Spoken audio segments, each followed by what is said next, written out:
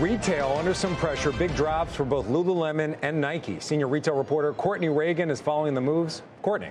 Hi, Frank. Good to see you. So Lululemon put up a strong holiday quarter with strong sales and expanding margins, but it's really being overshadowed by that forward-looking guidance. On the top of the earnings call, though, CEO Calvin McDonald said, quote, there has been a shift in U.S. consumer behavior of late, and we're navigating what has been a slower start to the year in this market. Now, most analysts look at the stock price weakness for Lulu as a buying opportunity here, and they're looking at the guidance as conservative. They're not overly concerned about Lululemon losing share to competitors like Alo or Vuori and some of the other upstarts.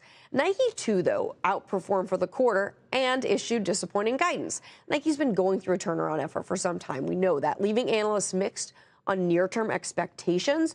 Executives now talking, though, less about being targeted on their direct-to-consumer selling and more channel agnostic, which actually includes leaning in with some of those wholesale partners. So the Nike story might be a little bit different from Lululemon, but we haven't really heard any weakness or potential weakness from Lululemon in quite some time, which might be a little bit of a shock to the street and part of the reason, again, for that downward pressure today.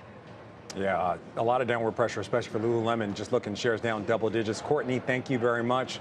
Joe, going to come over to you. You own Lululemon in the Joe T ETF. What's your thoughts about the quarter, and then about the thoughts about some of the speculation that, you know, the high-end consumer may be getting tired, maybe getting worn out right now? I think you have to try and simplify this conversation the best you possibly can if you own Lululemon and, by the way, extension, if you own Nike, because you have to be careful being very complicated and saying, okay, this is a larger read-through on the overall state of the consumer.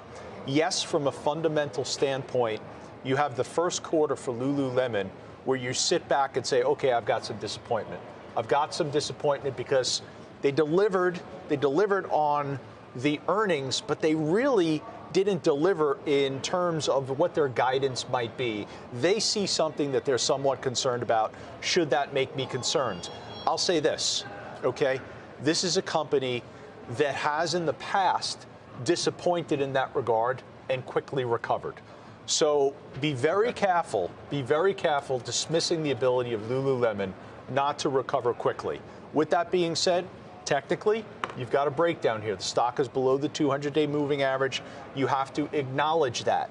In the case of Nike, you kind of have a little bit of the opposite, where the technical condition was already negative to begin with, and then you get the fundamental story. So how do you resolve all of that? You look at Lululemon, you say to yourself, okay, technically I've got a little bit of a breakdown. Okay. Fundamentally, I see something in the future that will resolve itself. Where's positioning? Always go back to positioning.